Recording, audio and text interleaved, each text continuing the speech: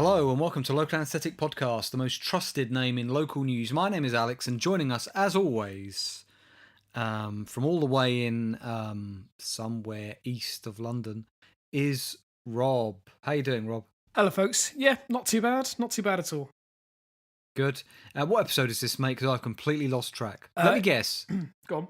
Is it LA 271? No, it's 273. Oh, 273. Yeah. Really? Yeah. Bloody hell, Rob, we're getting so close now to 300. I know, it's scary, isn't it? Yeah, that is really scary. Now, we should say at the offset of this show, Rob, this is a show for anybody who is just tuning in this week, which is all about local news, weird, strange, funny, sinister local news stories. And you'll be pleased to hear, Rob, that I have 3 stories this week from 3 local news outlets. Oh, lovely. Actually, hang on. For the purists out there. Do you know what, Alex? So do I. Do you? All from local news stories. Yeah, no mirror stories. I think we've got to credit Stephen Kyber for this because they've given us a poke up the arse. Not literally. Was I there for that? I don't remember that one. Yeah, anyway. But Rob, you also had a request from Faces Strange. He said, for old time's sake, I think he wants us to, at the end of the podcast, spell out local anaesthetic like we used to using the NATO phonetic alphabet. Is that correct? Yeah, that is correct, yeah. And I think I can just about remember all the letters. So, my police training will obviously kick back in. Anybody who is craving that, that trip down Nostalgia Avenue, just wait with bated breath to the end of the podcast because we will be doing that. Yeah. Yeah. The other thing I'm about to say is, which I forgot to mention before we started recording, is that Face of Strange has done a lovely mock-up of... so you remember the story last week about the woman who put up this banner saying that the building merchants, Travis Perkins, depressed her cat? He's mocked up a Facebook page entitled Depressed Cats in Local Newspapers. Where can I do not know about this. Where can I see it? It's obviously it's just a mock-up, it's just an image, but it's on the Facebook page, and again, it's just a work of brilliance. Okay, hang on. I've got to see this. Facebook.com/LA podcast. Right. I could never find anything on here, but So I shared it on the... When you say we slightly delayed, sorry, in our Facebook page, you've announced that there was a delay to this week's episode, and you've said, sorry, blame Alex. Was it my fault this time? Yeah, it was. Yeah, it was your fault. That's why. Alex, I wouldn't just do this arbitrarily. Well, I don't know, Rob. I really don't know. Hang on, I'm looking at... that is a great... Bloody hell, he really has mocked it up. Isn't that amazing? Depressed cats in local newspapers, and there is a cat standing outside Travis Perkins with its arms crossed in the local news tradition, looking depressed. Travis Perkins left me miserable. That is absolutely brilliant. Yeah, again, just as you rightly say, just brilliant. And there's a lot of... You've got to look at... Anybody wants to see it, because there's a lot of little bits of detail he's added. Like, lots of little jokes. Go and have a look at it. I love that. Again, another classic. I hope you're keeping all these, Rob. Yeah, I actually am. Do you know what? I've actually got a Google Photos album of all these bits and pieces. Can I just say, brilliant. Just take a time to look at that, because it's the little details like Travis Perkins. Brilliant, brilliant. Oh yeah, no, lovely stuff. What I like is he's trading off the awful puns which we've been used to from local journalists for many years. Yeah, that's very true. Most local news journalists, I swear, are students of Les Dennis. They probably are given the Les Dennis handbook of puns. Talking of Les Dennis, Rob, I know our listeners like tangents. Do you remember that Les Dennis had a failed marriage to Amanda Holden? Yes. Remember that? Yeah. Well, when you go into Marks and Spencer's now, if you go into any of the Marks and Spencer's like in train stations where they've got rid of the counter and it's all self-service, you are greeted by the bellow. So when you go to your individual pay point, with the touchscreen and everything, you are greeted by a bellowing Amanda Holden's shouting at you, "Hello, welcome to Marks and Spencer's. I'm Amanda. Please put your shop." And a woman next to me jumped and looked at me. She was quite distressed, Rob. Is it? It's really quite unsettling. Is it like a TV screen? What is it? Like a hologram? No, it's the normal self-service things that you get in supermarkets. Oh, I'm saying the voice is of Amanda Holden, which I think further cheapens her image more than it's already been cheapened. Yeah, I kind of know what you mean.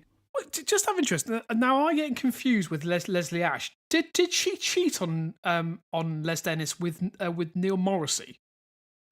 Something like that. But we're not sure, so we do retract it in case we're wrong. Yeah, yeah. No one wants to be accused of cheating with Neil Morrissey. Well, but nobody wants to be accused of being with Les Dennis. Yeah, that's also true. I mean, no, do you know what? I feel sorry for Les Dennis. I mean, Les Dennis He's a decent guy. is a decent guy. You know, he's. I do feel sorry for Les Dennis because he's one of these like tragic figures. He's a lot like Heath What do you Chegwin. Partridge. Yeah, in fact, yeah, he's literally like Or Freddie Starr, who we should mourn the passing of this week, Rob. Yeah, who of course ate that hamster allegedly. Right, look, Rob, let's get on with the podcast. R.I.P. I actually would like to say off the outset that we've got a great listener story this week, according to Rob. I don't know, I haven't read it because I try to keep it fresh by not hearing it, so it's a surprise to me as well. But we did have a new listener story this week, Rob, from a guy called John. So, John, if you're listening, we will be featuring that story, but next week because Rob's already got one on his playlist or whatever he calls it for this week. Absolutely. Right, Rob, let's get on with it. I know, Rob, I know that you really like stories about big cats. Alex, you're absolutely right. I think it's just any cats really. I'm a cat fanatic, a fur-natic, if you will. Whenever I know, and that's what Rob said. I used to work with Rob, and whenever I looked over his shoulder, I would always see him typing into Google "big pussy," and I said to him, "What's that all about?" And he said, I'm really into big cats." And from there, I've always remembered that, Rob, that you really like big cats. So Big furry pussies. Rob, didn't I have a story about big cats last week? Yes, I believe you did. Or did you have the story? I can't remember who it was, but anyway, no, it was yourself. It was Rob, just... this is from the home, I would say, of the big cats. I mean, there's a ton of these coming out at the moment, Rob, of Cornwall. It's gone crazy. I can't even keep up with them all. So I'm going to read you two from the Cornwall Live. This one's by Graham Wilkinson from the 2nd of May. Now, I do want you to watch the video because I know you like to make up your mind for yourself. Right. So could you put into Google, Rob, the following? Okay. Could you put in drone operator... Yep. baffled... Yep. mystery cat. And the headline, by the way, for the listeners, is drone operator baffled after filming large mystery cat in Launceston. Is that how you say it? Launceston? Hang on, it's loading the story. Okay, yeah, but don't want you to watch the video yet. I think it's Launceston. Yeah, okay, Launceston. So, Rob, here's the story. I'll tell you when to play the video, okay? Okay. Where is the bloody video? Have you got a video on there? I mean, Alex, I haven't started playing the video, but I think I have some comments already. All right, yeah, there is the video. Okay, don't play it yet, Rob. So, a man who captured drone footage of a mystery cat says he's baffled at the creature's large appearance, Rob. The footage was caught by Ashley May, 30, as he was practicing with his microdrone on the playing fields of Launceston? What did you say it was, Rob? Launceston College. While the animal appears in form to resemble a domestic cat, which might be a key sentence, Rob, Yep. Ashley said it was much bigger than any cat he'd ever seen, which is what they always say. You know you remember the Father Ted episode where they're sitting in the caravan, and obviously Father Ted is speaking to Father Dougal about near, far away. You know that whole conversation. Yeah. I think that's very, very relevant, Rob, indeed. He admitted it was not panther-like, but said, I don't know what it was, but it had quite a long tail. But no, it had a long tail and was the size that stood out. It didn't look small. I was with someone else at the time who got quite close to it. It literally just came out the hedge, and I caught sight of it from the corner of my eye. I sent the drone straight over there. I go to the fields most days, but I've never seen it there before. There have been carcasses, Rob, of rabbits around, and at this time of year, I don't think those would have been caused by a fox. Stuart Wilton, 36, also of Launceston, said he managed to walk up behind the creature. I said to Ashley, that cat is massive. I wandered into the field until I was just 5 feet away from it. It was about 3 feet long. It wasn't a panther or anything like that. He said the cat glared at him, Rob, and ran away. Stuart said it resembled in size pictures of a large cat caught on camera in West Cornwall. Last month, Becky Arby filmed a creature she said was the size of an Alsatian in Pra Sands. Anyway, Rob, look, I want you to watch the video and comment for the listener. We'll watch it together. Okay. I'm watching it now. Can I just say, by the way, one of the comments he made, he admitted it's not panther-like. I mean, that can describe literally anything. Anything that's not like a panther. Right, okay. Anything that's not a panther. Right, ready? We're both playing it? Go. So it's a drone sweeping over a green field. There it is, Rob. Look at it. It's enormous. Oh, my fucking video is buffering. Hang on. Well, it is big, actually. Oh, there we go. Isn't it? No, Alex, that's a cat. Yeah, it's a normal cat. It's a cat. It's a black cat. It's a black cat, yeah. The reason it's not like a Well- panther is because it's not a panther. Well, my friend Ross, if he's listening, I think I've told you this it's before. literally a cat. Rob, my friend Ross, one of his greatest ever phrases, and I'm sure I've told you this before, was he would often go to say an idiom and get the idiom completely wrong. So in one instance, he wanted to say, a leopard never changes its spots. But not being able to find that phrase in his vocabulary, he said, a panther's always a panther. I mean, he's not wrong, Alex. Which I think improves upon the original in terms of simplicity. Right, Rob? Just before you move on, by the way, I do like if you scroll down that page, it's got a poll on there, Alex, and I have taken said poll, and the question is this evidence of a big cat? And I've answered no. It looks like a domestic cat, which has 80% of the vote. So I did notice, and Yanto in the comments says, any moron can see that this is a domestic cat. A large cat like a panther would be more graceful and taking bigger steps, Rob. This one has little legs and is scampering away through the grass. I saw a black and white panther in my garden yesterday. It answers to the name of Tiggy. I'll send in a video. Very nice. A lot of sarcasm there. Milkman says, why does it look like it's being filmed with a potato? There's no excuse for footage that low quality these days. Funny how dubious proof is always terrible to see easily. Good yeah, point. I suppose so. Yeah. Les 1952, maybe Les Dennis, Rob. Quite possibly. Says, I can imagine he's got a lot of time on his hands. Tiddles the Terror of the Southwest strikes again. And Falmouth Girl said, we had all this sort of rubbish many years ago when all the nutters kept saying they saw the Loch Ness Monster. I do remember that. When I was growing up, there was a lot of that. People who reckon they'd seen Nessie. Yeah, I mean, from my understanding, there's still people who actually regularly camp out on the shores of Loch Ness, who are still looking for the monster. I mean, they want to believe, Rob. They want to Rob, believe, yeah. I've got to read you this comment by Chubb70. They say, this is what it's all about nowadays. False/fake/misleading stories created by idiots without a shred of journalistic talent. Now, Rob, surely there's the episode title. Fake/false/misleading stories created by idiots without a shred of journalistic talent. Yeah.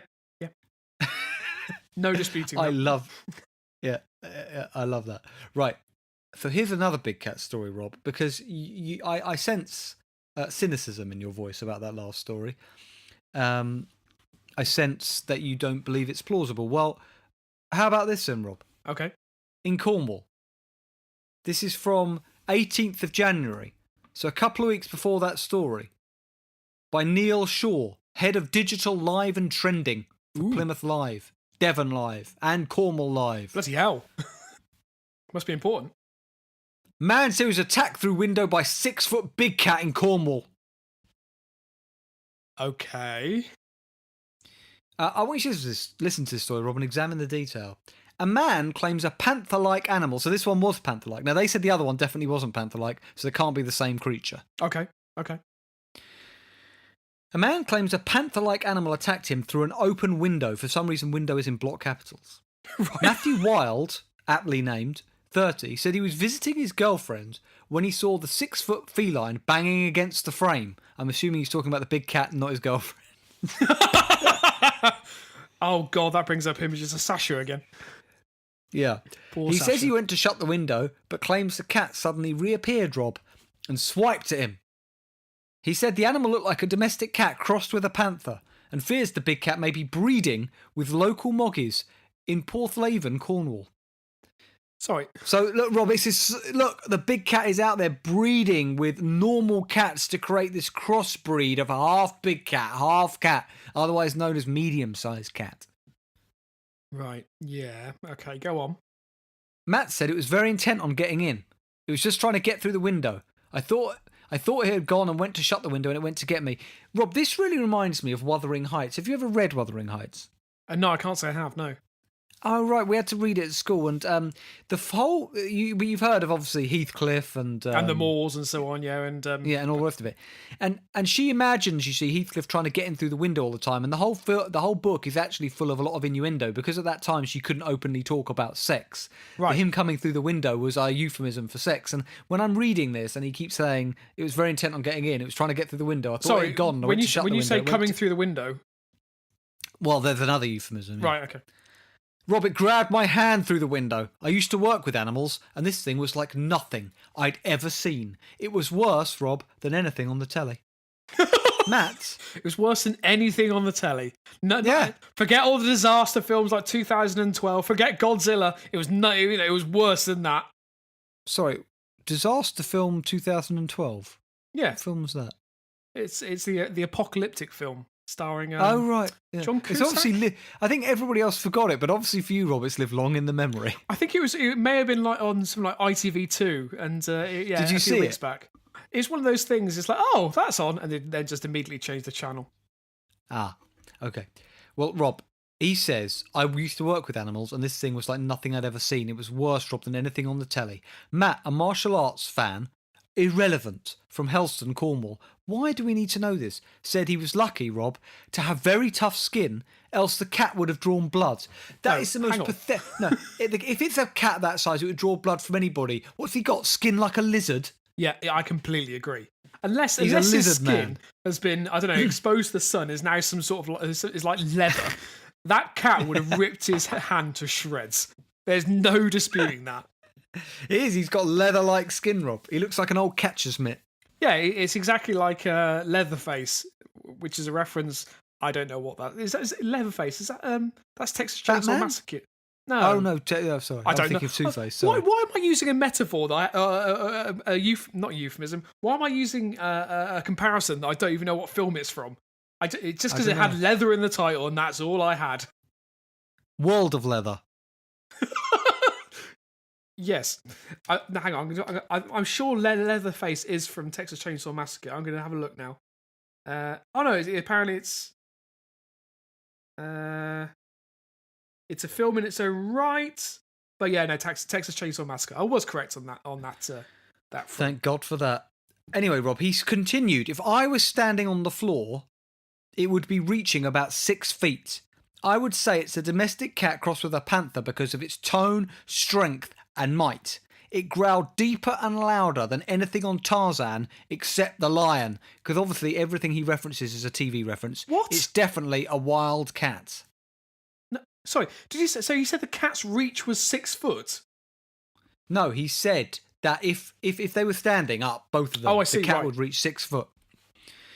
He says, Rob, it was a good thing he was there to protect his girlfriend, as, in quotes, if I hadn't been there and kept it from her, it would have eaten her. No, it wouldn't have done. No, that's what he's told her. He said, it was fucking lucky I was there, otherwise you'd have been eaten by a wildcat. I can I say this? What I'm going to say now is pure speculation. It may not be based in any sort of fact. Maybe their relationship was on the rocks. Maybe she was pissed off at him. Maybe he'd done something, I don't know, left the And he toilet needed seat to up. show he was the man. Exactly. He wanted to show to her he was there for her. So he came home one evening and concocted this whole story and hoped that she would just run into Or he his did arms. get a real small black cat and he pumped it full of hormones and steroids, Rob, to beef it up. And then he put it outside the window and had this sort of, they both arranged it beforehand. Or a man in a cat costume. And yeah, he was hoping she would come and swoon into his arms and... I reckon she slept through it, Rob. Completely slept through it. While he's battling with this cat at a window. I mean, Alex, this didn't happen. There's no way this Wait, happened. Rob, wait. Despite this ordeal, Rob, which might have been terrifying for some, Matthew is not worried about future attacks. As for his girlfriend, Matthew said she didn't know what to make of it, adding that she was horrified. He said, I phoned the... The last sentence of this story, Rob, is... He said, I phoned the police and they weren't interested and threatened... Wait. I phoned the police and they weren't interested and threatened to take action against me if I called again. Right. I'm sorry, but... I don't know. I mean, maybe it did happen. Maybe he did call the police. They did say this. But they obviously thought, as we're also alluding to, that the whole thing was fucking made up and this is just bullshit. Also, Well, he probably didn't even call the police. That's basically the tone of the comments. RCW139 says it doesn't say which drugs he was on at the time. Of this totally believable account of an extremely dangerous wild animal. He needs to beware now he squealed. The panther's going to go get his mate, the magpie, and get him. Pennyboy says, Matt, a martial arts fan from Helston, Cornwall, said he was lucky to have very tough skin. Matt then went on to say how he's the hardest person in his year at school. Yes, okay. Okay, I love this. Patsy Pete, too, says, the epitome of the kind of story Cornwall Live loves to publish. Fake hearsay from some random person. Now that is a good episode title as well. Fake hearsay from some random person. I think that may just edge out the previous headline. Oh, I don't know. Maybe you'll be able to combine them, Rob, into a not too long sentence. Anyway, right. Now, Rob, my last story here is from the Liverpool Echo. Okay. And I read a story from the Liverpool Echo, not to celebrate Liverpool getting to the Champions League final, but to celebrate them losing the Premier League after getting 97 points, but yet still failing to lift that title. The wait goes on, Liverpool. And if we've got any Liverpool fans, I apologise. But I was saying to Rob off air, I am an Arsenal fan, and I can tolerate Man City winning the league because I know they've basically won it through corrupt oil money. But I can't tolerate a team playing really good football with really good management and really good ownership winning it, because that just makes me feel jealous. So I am really was bathing in Schadenfreude, but I am really now upset that Liverpool are in the Champions League final because I hate Spurs, being an Arsenal fan. So I now kind of have to sing You'll Never Walk Alone. Or my hope is, Rob, that all the Liverpool squad and the Tottenham squad will be found out before the game to have been doping, and they're all disqualified. Can I just say, by the way, I've actually been cheering Liverpool because I think it'd be really nice to Rob, you're a man. see... I thought you had an affinity for Man United as well as Swindon. I do, but at the same... don't be cheering Liverpool then. No, do you know what? That was a long time ago, and considering that Swindon, everyone knows, I think I'm a Swindon Town fan, and we had our worst league finish in 35 seasons. I need some joy in it. It was so nice. The way the Liverpool were playing this season has just been phenomenal. And I know we do have diehard Liverpool fans, one of which is Craig. So I do Craig not... in Newport. Craig, you support a Welsh team. Look, I mean, what, Wrexham or Swansea? Although, to be fair, Cardiff did beat United. So. Cardiff just beat Man United, yeah, so there's a cheer there. I know, but okay, let's not get into it, because we don't want to cause, ruptions. No. Ruptions? Is that ruptions a word? Ruptions, yeah, that works. Right, anyway. Rob, I want you to listen to the detail of this story. Listen carefully and then tell me your views. This is by Rachel McMenemy from the Liverpool Echo. She's a senior news reporter, Rob. Sorry. And the headline... Rachel who? McMenemy? I don't know. Oh. Yeah. Dog with 175 pairs of sunglasses has had her bicycle stolen. So... What? What I just said. Listen to... Those two things aren't connected. They are. Listen. Well, the owner of Liverpool's most pampered dog has appealed for help after the bike he rides around in was stolen. Didn't it just call her a her in the headline? Yes, it did. They can't work out whether it's his or a her. It's a her. The dog is a her. A post on Princess Cleopatra Super Chill's Facebook page. The dog is called Rob. The dog is called Rob Princess Cleopatra Super Chill. So I mean, obviously this makes a lot more sense now. So this dog is obviously a social media sensation that has a lot of followers for no apparent reason. The dog looks like a real life sort of Roland Rapp, but the dog version. I mean, she is wearing the most gaudy sort of cap, sunglasses. I mean, it's quite astonishing. I want to see what's the dog's name? Princess? Oh, okay, but you mustn't read the story. Okay, yeah. But you could have a look at the pictures. Okay. Okay, if you just put in Liverpool Echo, dog 175 pair sunglasses. Well, no, just give me the dog's name, because then I won't have to bring up the story. Princess Cleopatra Super Chill. Cleopatra Super Chill. Oh, God. Oh, is it? Hang on. Is it Little Staff? It's not Staffy, is it? Yeah. It's Little Staffy. Have you seen it in its trolley, Rob? Yeah. Right. Don't read the story, Rob. Wait. No. Okay. So a post on her Facebook page pleaded for help in finding the distinctive bike used by her owner to chauffeur her around the city. Decked out with special number plate and a box for the Staffordshire Bull Terrier, Princess Cleopatra Superchill's owner Anthony Welsh hopes the power of social media will help him find what he describes as just about the most famous bike in Liverpool. We should just say to this that there was a joke there that we had to cut. CCTV shows the moment the orange bike appears to be stolen on Saturday, May the 4th, while Anthony was watching the Liverpool v Newcastle game in a pub on Lark Lane at around 9:45pm. The Facebook update, written as if Princess Cleopatra Superchill had posted it herself, says, "Woof woof, Cleo ear peepaz, my cube mountain bike was robbed last night from outside the pub on Lark Lane as my daddy-o watched the match inside. Luckily I was not in the back box at that time. Please see the available CCTV stills of their mugshots and video footage in case you recognise them, and do message us direct with their names ASAP in a bid to get my MTB da bike, has a number plate, bike box at rear and bike bag at da front. It's just about the most famous bike in Liverpool, and peeps, there is approx 10,000 pics and vids of it all on social media platforms, so can you all please share this to hopefully make it too hot to handle and to have it returned. It went last night and they've headed towards Agbeth Road area. Thanks in advance for your help, and time please share away and do enjoy your day, okay? Thanks people," says Woof Woof Cleo Ear and Midadio. Rob, that is the epitome of Scouse gibberish. I must admit that was painful. I mean, it's not the epitome of Scouse gibberish. That's just an idiot trying to.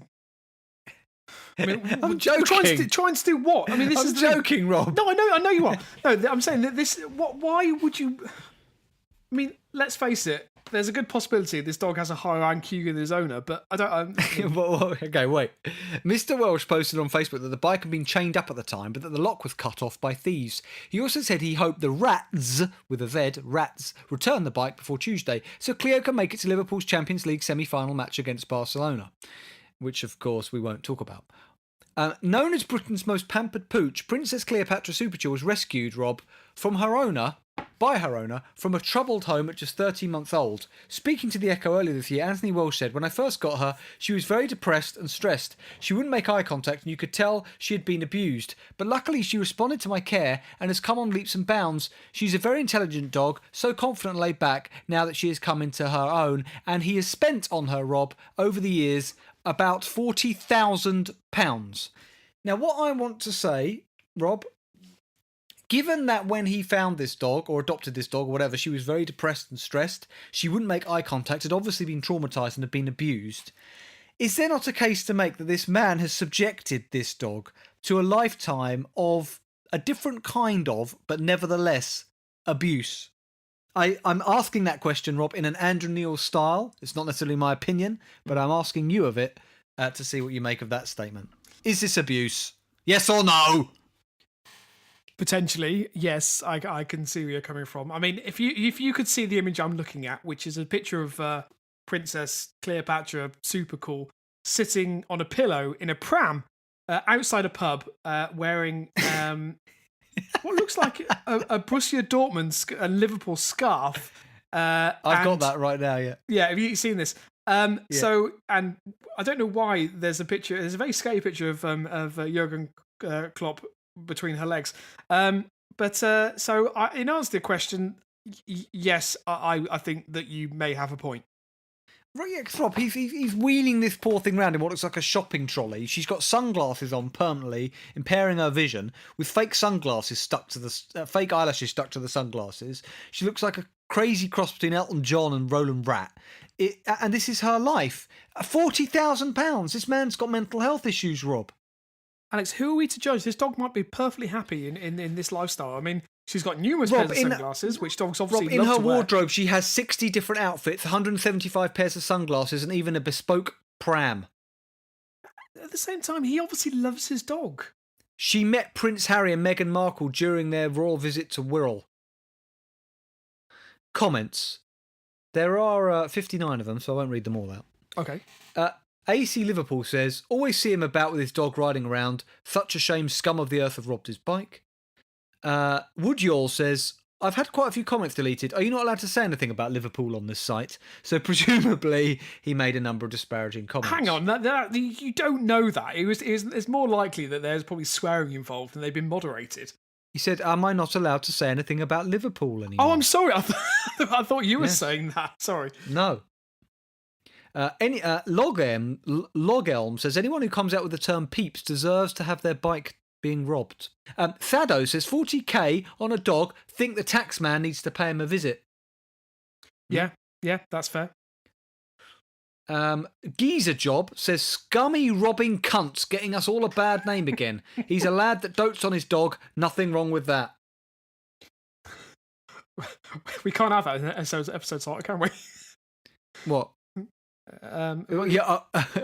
Sorry, yes. So I'm still reading the comments. Scummy robbing cunts. Rob, do you think the dog's Princess Cleopatra Super Chill is his dog wife? Over to you. Not my opinion, just asking the questions. No. Okay. And potentially yes.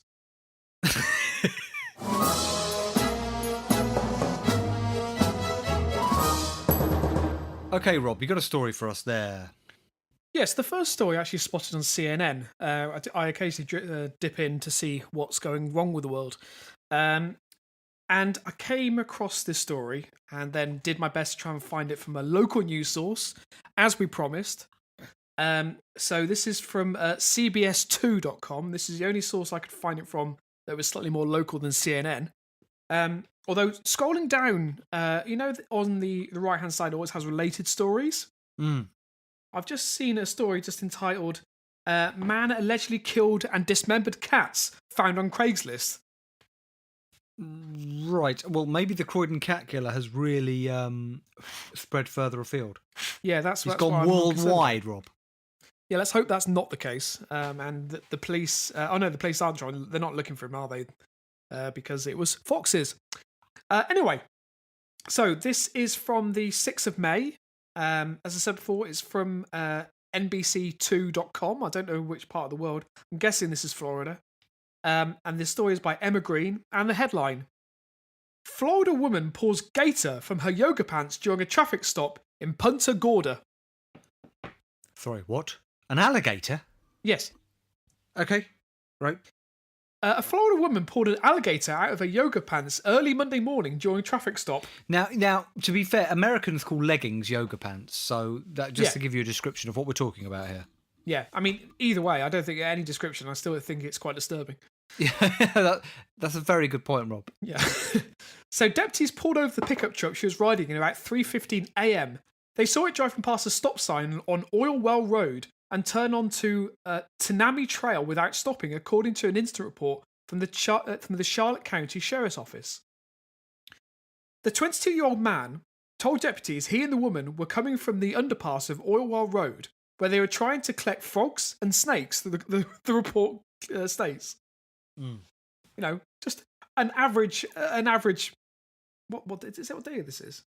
No. Oh, an average Monday evening. You know, where you pop out at 3 a.m. And to go and collect some frogs and snakes. I mean, we've all done it. I wonder, is she a witch? Was she going to cook with them? Doesn't say. Yeah, it's a good question. I don't think she was going to cook them. I think she maybe just wants some pets. Who knows? Right. A deputy gave the driver a warning for the stop sign violation and asked to see what wildlife they collected to make sure that they didn't have anything they weren't supposed to have. The driver opened the bag near him, which contained clothes and personal items. The 25-year-old female passenger then opened the backpack at her feet, revealing 42 small, 3 striped mud turtles and 1 soft-shell turtle. Right, and where you're going with this is that then she's going to withdraw an alligator from her yoga pants. Why was it kept down there? Yeah, it's a good question. One that's not, unfortunately, not answered in the story. So did it need a moist, swamp-like environment? Is that right? Oh, God. Maybe. Right. So when Charlotte County deputies asked if she had anything else on her person the deputies needed to know about, she pulled a foot-long alligator, Alex, out of her yoga pants and placed it in the truck bed, according to the report. So if foot long, it would have been going down her leg as well. Yeah. Right. Also, as you said, these are leggings. I mean, I know it was 3:15 a.m., but would you not see that? Or maybe they just thought, okay, maybe it's something else. Maybe she's transitioning. Maybe she's got caught short and she's had an accident and it's a foot long. Either way, it's not right. No. PwC said the two turtle species and the American alligator are native to Florida but are regulated. Thus, the driver and passenger were cited for having them and for violating bag limits for reptiles. I like the fact there's a bag limit for reptiles. Yeah. So you can harvest a certain amount of them, but not too many. Yeah. Imagine at the airport, we have a bag limit for reptiles. Only one bag per customer. I do like the idea, yeah. You can have up to 10 turtles in your backpack, but any more than that, just way out. The reptiles were seized and released. So that's the end of that story. Unfortunately, there's no comments. Now, my next story comes from the Kent Online. It's by Andy Robinson, who is the multimedia reporter. This goes back a bit, so this is from the 21st of April. Now, I've sent you an email of the story because I want you to open it because this is a ghost story, Alex.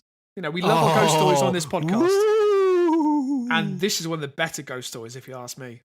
Woo. So I'm just going to do a bit of preamble. Why are you not responding to my, my terrifying ghost impression? Oh, is that what they were? Okay, can I look at it yet? When do you want me to look at it? I'll tell you when to look at it. All right, okay, I've got it already, mate. Okay, so the headline. Terrifying image taken in Pluckley Woods shows mysterious girl gazing at children. Okay. A mum believes she has spotted ghosts watching her children in screaming woods of Pluckley. Screaming? Screaming, yeah. What does that mean? Well, Pluckley is famous for allegedly being the most haunted village in the UK. Is it? I want to go there. Yeah. So Anne-Marie English, good name, 42 from Cheriton, took her 4 children and a nephew to Daring Woods. Oh, okay, Daring Woods, not Screaming Woods. I think it's obviously known locally as Screaming Woods. At around 3 p.m. yesterday, April 20th. It was the first time they had visited the woodlands. The children could investigate the place well known as the most haunted in Kent for themselves. They left at 3:30 p.m, but when they got home, she looked through the photographs of the day. Miss English noticed something wasn't quite right. She said, "It was such a nice wooded area. It was beautiful. It wasn't until we got home and I was looking through the photographs when I noticed something standing behind the tree." So can I just ask a question? Why would so she's saying she didn't notice this at the time. She's not saying it only appeared on the photo, but not in real life. Exactly. Yeah. Okay. She just didn't notice it at the time. That's what she's saying. Yeah. So because there's no reason a ghost would only appear on a photograph and not to the human retina, is there? No, Alex, there's a bit of cynicism here. I mean, everyone knows that if you're going to take a picture in a haunted location, more often than not, it will turn up on photographs than in real life. Like orbs, for instance. Perfect example. Orbs? Yeah? Orbs, yeah. You know what orbs are, surely? No. Have you never watched Most Haunted? No. What's an orb? An orb is an energy ball that often will appear in photographs. So it's basically just a light reflecting off the screen. I mean, if you're a non-believer, or lens flare. Yeah, or most likely it's probably just coming off, as you rightly say, it's the flash reflecting off dust. Anyway, it was like, oh, that's a bit weird. And then my cousin noticed a little girl in the tree. That's just a girl looking at the kids playing. She probably died there at some point. Right, a bit of a leap of logic, okay. My older children were more freaked out by it. Now, it's probably the right time for you to open the picture. Oh, goody. Right, okay.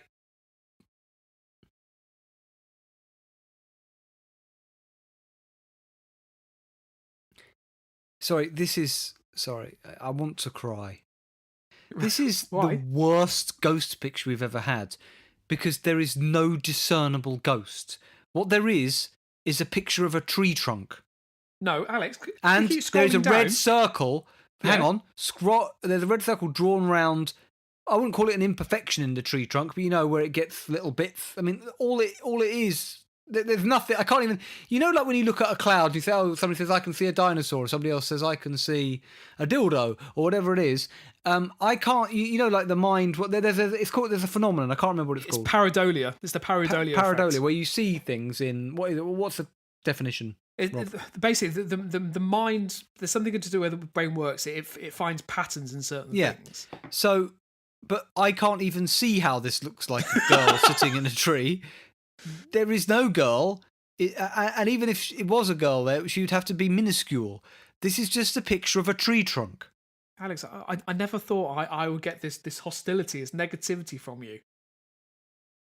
Because, I mean, there's two pictures of two different trees. So maybe if you look at the second picture... Yeah, I'm looking at the second image where we've got the boy there. It's another picture of a tree trunk with shadows on it. How can you not see that? That is definitive proof. Rob, there was just so I know, because I'm picture. feeling left out, can you honestly see a girl sitting in the tree? Oh, we're looking for a girl? No, I thought about the tree. There's definitely a tree. I could see. There's definitely a tree. That is a picture of a tree. Well, I don't even know if it's that. It's so badly pixelated, it could be anything.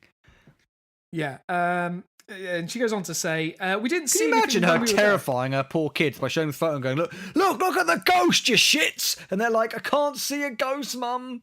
I just see a tree. Look at the ghost." She wakes them up in the middle of the night. Look, there's a ghost. Yeah, and my concern is that actually she probably scared them more by insisting there was a ghost than them actually seeing a ghost. Yeah. There's a point at which this becomes sort of, not right for their mental health. Which is ironic because at the very last sentence of this article says, "I've never seen any actual ghosts before, but I don't think I'd be go looking for them as I didn't want to scare myself. On the internet, I've never seen a picture as clear as that." She said... Okay, I think she needs to go to Specsavers. Why?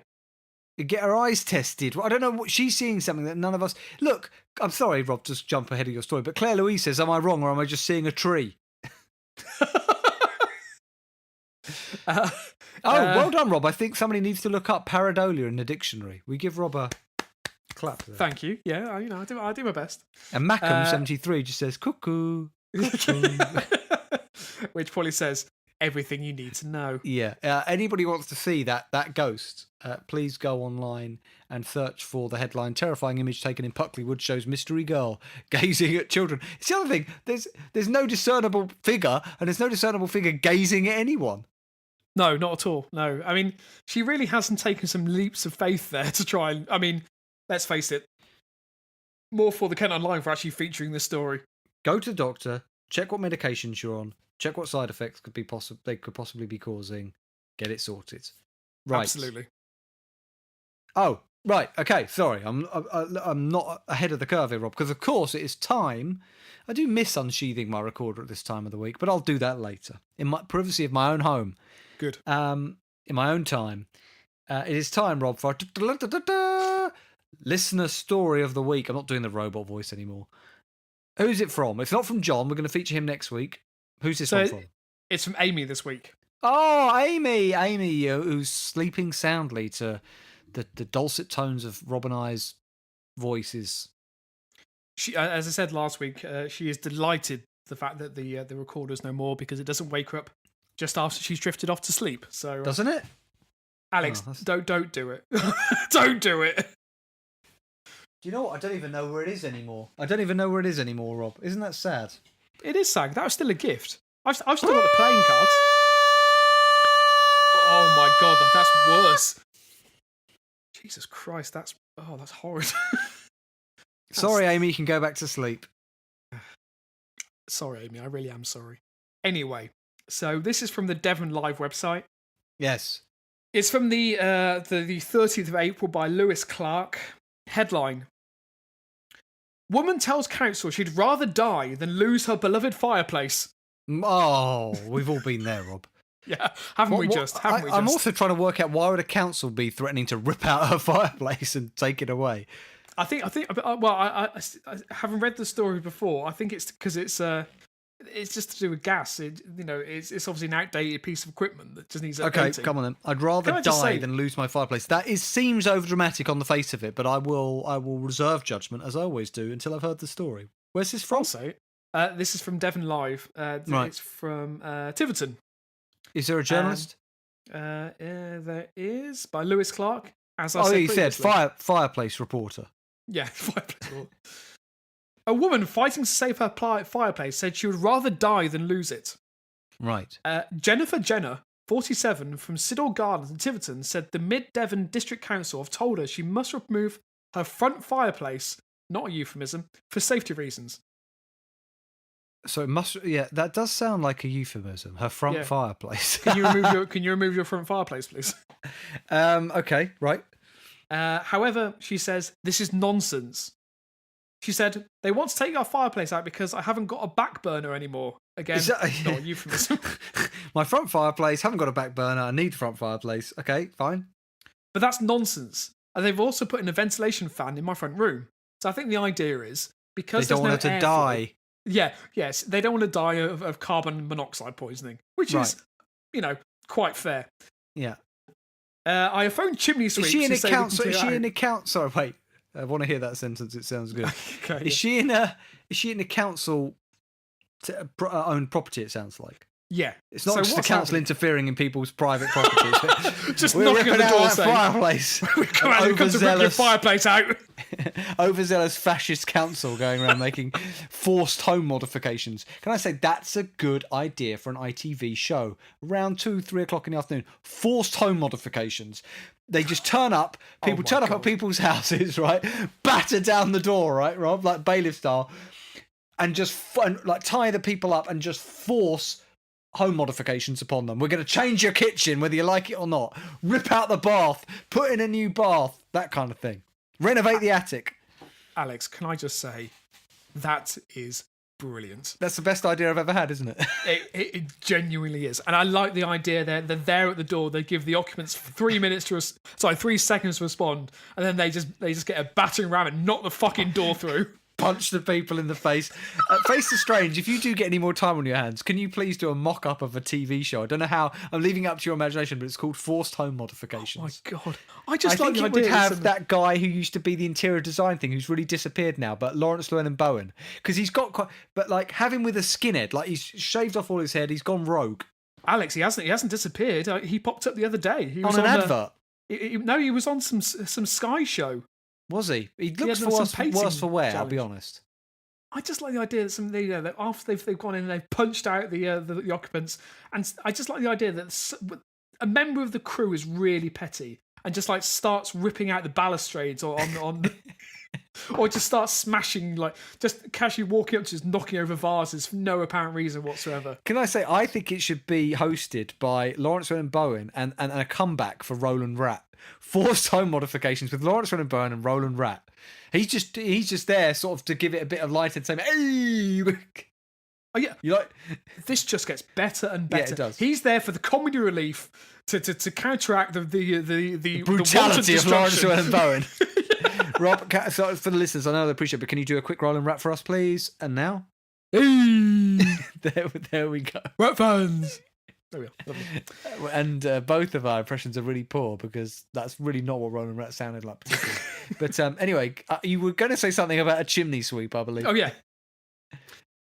I have phoned chimney sweeps. You said they can clear it out. Sorry, what is this, Victorian England?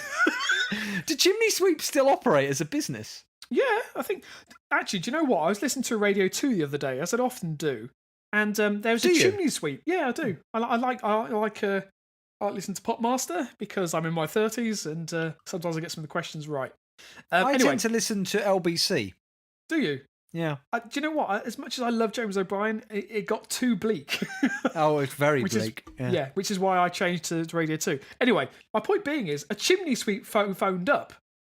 And I can't remember why this was, but he was one of the callers. Or they don't have many callers. Anyway, a chimney sweep. I know. He was on...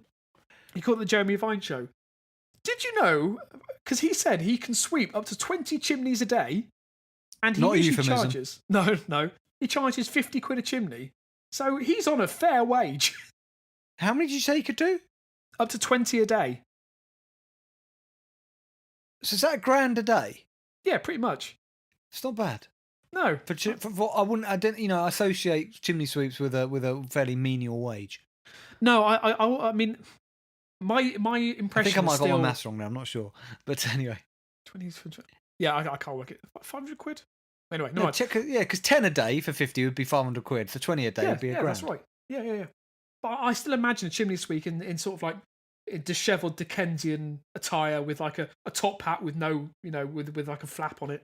With a Dick Van Dyke accent. Yeah, exactly that. Yeah. Anyway, back to this crazy woman.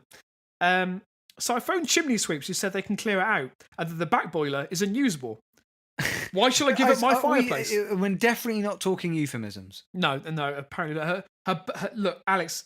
The back boiler is unusable. Look, she's thrown the chimney sweeps and her How back old is boiler she? is unusable. How old is she again? 47.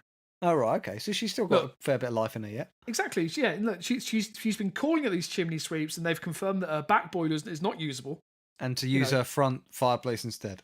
Yeah, and then she says, to continue euphemism, why shall I give up on my fireplace? Exactly. When the back's unusable, don't give up on your front fireplace. Okay. Yeah. And then, unfortunately, it takes a bit of a racist turn. Hey? What do you mean a racist turn? If I was on the dole or had kids of my own, or if I was eating European, no doubt they would let me keep my fireplace. Oh, xenophobic tone. Right, I see. So if you... Right. But why? It's just such an easy target. My God. If I was Eastern European, they'd let me keep my fireplace. Bloody Eastern Europeans coming over here, Rob, taking our fireplaces. Keeping their fireplaces, while my fireplace is taken out by Lawrence Winham-Bowen and Roland Rat in a misjudged new ITV daytime show called Forced Home Removals. What was it? I can't remember. You have to remind me. Forced Home Modifications. Forced Home Modifications. Yeah. Yeah, because I think that is now copyrighted between me and Rob, or trademark. So we might very well make that show. Take it to, and we'll say to ITV, if you won't take it, Sky will. Is it possible the show could have the tagline "Bloody Eastern Europeans keeping their fireplaces"? Probably not. No, fair enough. Okay, yeah, that's true. And then she goes on. So you know how we like spurious details in articles. Yes. So my husband works on the dust carts for the council. Right. Well, that kind of is relevant though, because you think he'd have some influence. He works on the dust carts, Alex. That was the point. No, right, so right. So my husband works on the dust carts for the council, and What I is got a a dust job cart? last year. A bin lorry. Oh right. And what He's did a she bin say? What did she finish by saying? And I got a job last year. Good for you. What job is it? It doesn't say. That's it. Right. That's the end of that sentence. Is that the end of the story? I wish. So her husband works on the dust carts, and she got a job. She's got a job. And can I just say, that is the advert for Tory Britain, Rob. Employment rising. One man works on a dust cart, and she's just got a job. And I think the point. Move them out the council property. They're now self-sustaining, I would imagine. Absolutely. Yeah. No, move her out. Let her keep the fireplace. Just give her nothing Eastern else. Europeans. Yeah. Tell her to get her own place, and then give her the fireplace. Just dump it. Yeah, just dump it outside, or just let her live on the streets, and she can live in her fireplace. Again, not a euphemism. Yeah. I didn't get anything from the council. So why should I be forced to give up my fireplace? Again, more spurious details. Mrs. Jenner added that she had an operation 2 years ago, after which the doctor gave her 25 years to live. What?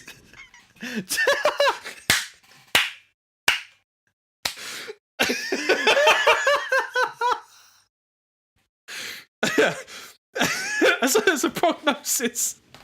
How do you to give someone 25 years to live? Do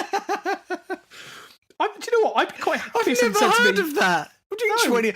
I give you. So you go in and you're like 30, and they're like, "Yep, I'm afraid I've got some very bad news for you. I give you 60 years to live." What? So when I'm about 90? Yes. I'm very sorry.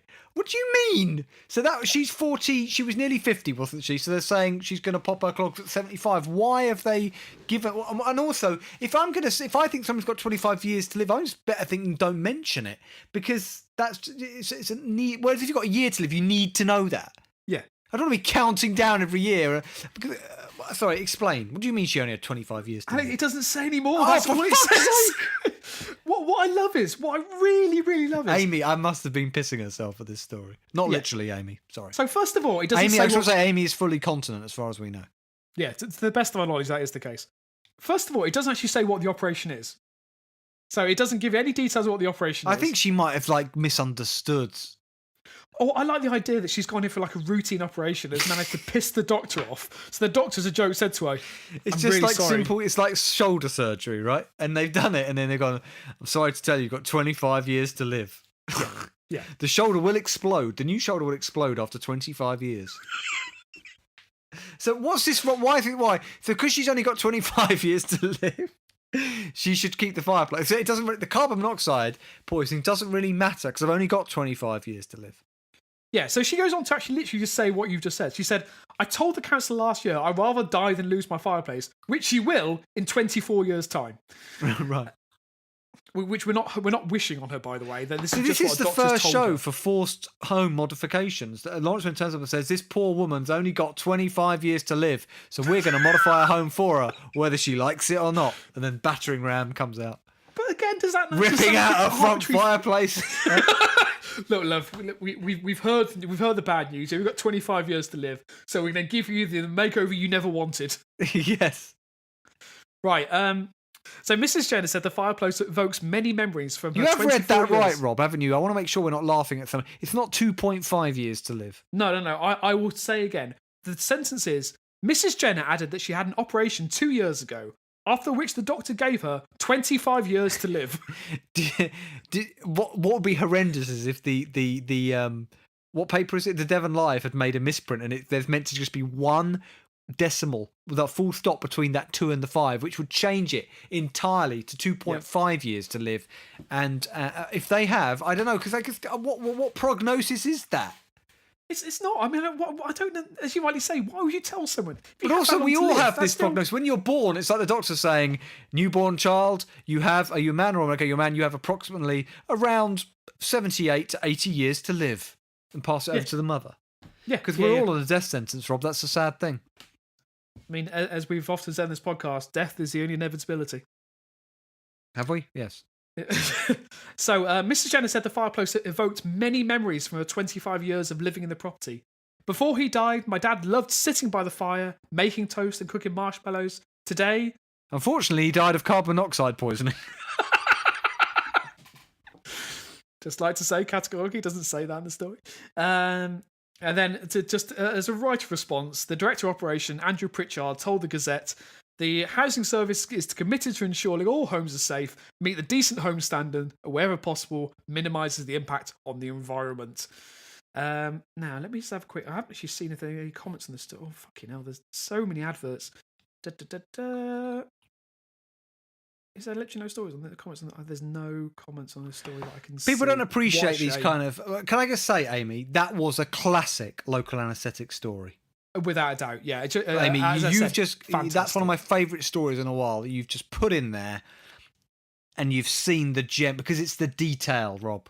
It's the detail. It's that one sentence which raises it from a 7 out of 10 to a 10 out of 10. So thank you, Amy. It's the arbitrary details, the 25 years to live, the fact that her husband works on a dust cart, and the fact she got a job. Perfect. And what? Those ingredients, if we could bottle it, we would, but they go into the perfect news story. Now,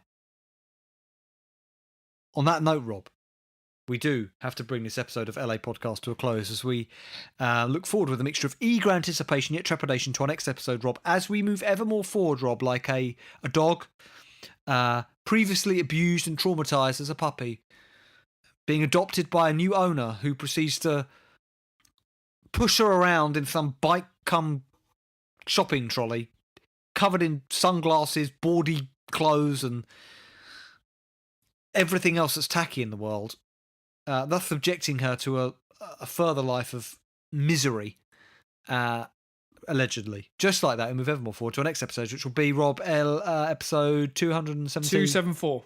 274, Rob. Yeah, so all that can be said, really, you want to find all of our episodes, you go to lapodcast.net. Every previous episode is there for free. If you feel like donating to the worthy cause that is this podcast, there's a donate button in the top right-hand corner. Please click on it. And please, even if it's £1, £2, a rolling donation, £1 a month, £2 a month, £5 a month, whatever you can afford, would honestly really help us keep this show going and also just help us keep improving it, all the rest of it. If you want to leave us a review, go onto your podcast app, whatever podcast app you use, and review it on there. If you can leave us a review on the Apple Podcast app, that would be especially great because it really does raise our profile. But also hit subscribe on whatever medium you're listening to it on. All the episodes are now on YouTube, audio versions, if you like doing it that way, so you can hit subscribe there. We're on Spotify as well, aren't we, Rob? Unbelievably. We're on Spotify, yeah. And we're on Facebook, facebook.com/LA podcast. You want to see these Face to Strange creations or any of Rob's inane ramblings, go there. We're on Twitter at LA podcast. And I think that's it, isn't it, Rob? Yeah, I mean, all we need to do now is obviously spell out how to. Are we gonna alternate each letter and let's see how much I can remember of the NATO phonetic alphabet? That could be fun. Yeah. Have you got? Yeah. Do you know? Have you got the spelling in front of you? No, so I'm just gonna guess. Oh, okay. Oh, I've got it. Okay, so I'm going to start with. You've got it. That's cheating. You've got to do it without guidance. Okay. All right. There we are. The page is closed. So this is. I need to put in local anaesthetics. I need to remember how to spell it. But that's why I had it open. Oh. I thought you had the NATO alphabet in front of you. No. I had the spelling of anaesthetic. Yeah, I need that. So just in case anybody's missed it, we are called lapodcast.com, which stands for local anaesthetic. If anybody would like to know how to spell anaesthetic, because it is a tricky word to spell, we're going to spell it using the phonetic alphabet. So anaesthetic, Rob, is spelt Alpha, November, Alpha, Echo, Sierra, Tango, H. What the hell? Hotel? Hotel, yes. Is it? Exactly. Yes. Echo. Tango. India. Charlie. Huzzah! We did it! Very good. Lovely stuff. Yeah, brilliant. That was fun. Yeah, I'd like to do the anaesthetic again where we choose a theme, like football teams, countries, and we have to do that. That's quite fun. Because we did get stuck. Books, famous books. That'd be good. Maybe then. So once people hear this podcast, people, listeners, submit us themes and we'll do it week in. Yeah, you just submit a theme. Yeah, submit a theme. It can be anything. Porn mags. Hustler, escort, Hang on, Rob, don't ruin it. No, right. Razzle. Razzle. I don't know why I'm spelling there, but... Thank you for listening, everybody. We'll be back next week with another episode full of local anaesthetic news. God bless. And keep it local.